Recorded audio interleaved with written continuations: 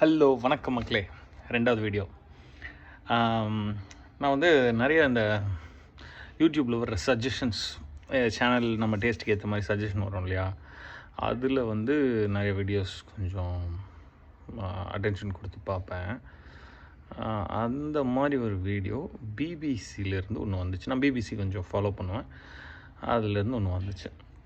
எப்படி ஒரு அயர்லாந்திலிருந்து வந்த ஒரு 70 வயது தக்க ஒரு முதியவர்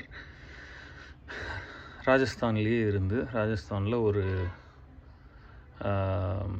சம்பவம் பண்ணார் அப்படின்றத பற்றின வீடியோ. நான் லிங்க் கண்டிப்பாக டிஸ்கிரிப்ஷனில் போஸ்ட் பண்ணுறேன், பாருங்கள்.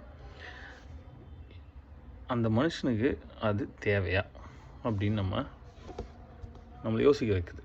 எதுக்கு இந்த ஆள் ஒரு ஃபாரின் கண்ட்ரி, அதுவும் அயர்லாந்து மாதிரி ஐரிஷ் விஸ்கி அடிச்சுட்டு ஜாலியாக கின்னஸ் பீர் குடிச்சிட்டு சந்தோஷமாக இருந்திருக்க வேண்டிய ஒரு மனுஷன் 70 வயசுக்கு மேலே இந்தியாவுக்கு வராரு.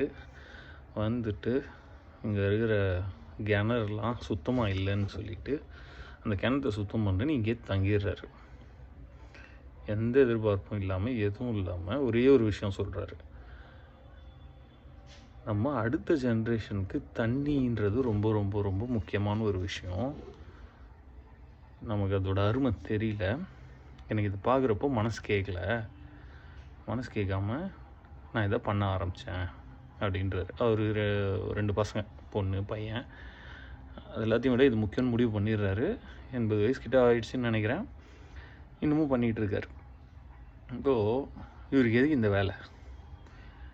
எதுக்கு ஒரு வெள்ளைக்காரன் வந்து அவர் வந்து பைத்தியம்னு சொல்லிகிட்டு இருக்காங்களாம், சொல்லிகிட்டு இருந்தாங்கன்றாரு.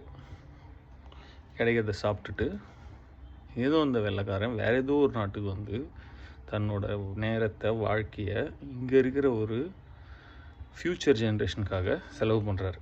எதுக்கு அவர் அதை பண்ணோம் அப்படின்றது ரொம்ப ஹார்ட் ஹிட்டிங்காக ஒன்றா இருந்தது. அது நிறைய கேள்விகளை கேட்க வைக்குது. அப்படியே நம்ம கடந்து போயிடலாம், சூப்பர்ப்பா செம்மால் பந்தாள் அப்படின்னு சொல்லிட்டு போயிடலாம். ஆனால் அவர் மாதிரியே ஒருத்தனும் ஒரு நாள் யோசித்தா போதும், வாழ்க்கை பூரால ஒரே ஒரு நாள் யோசித்தோன்னா எவ்வளோ பண்ணலாம் அப்படின்னு யோசிக்கிறப்போ ரொம்ப பிரமிப்பாக இருக்குது. பாசிபிள்னா கண்டிப்பாக பாசிபிள்.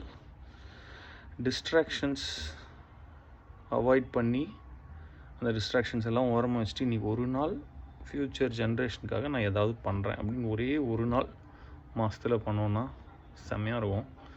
ட்ரை பண்ணி பார்க்கலாம். யாருக்காவது தோணுதுன்னா சொல்லுங்கள் என்ன பண்ணலான்னு. பாய்.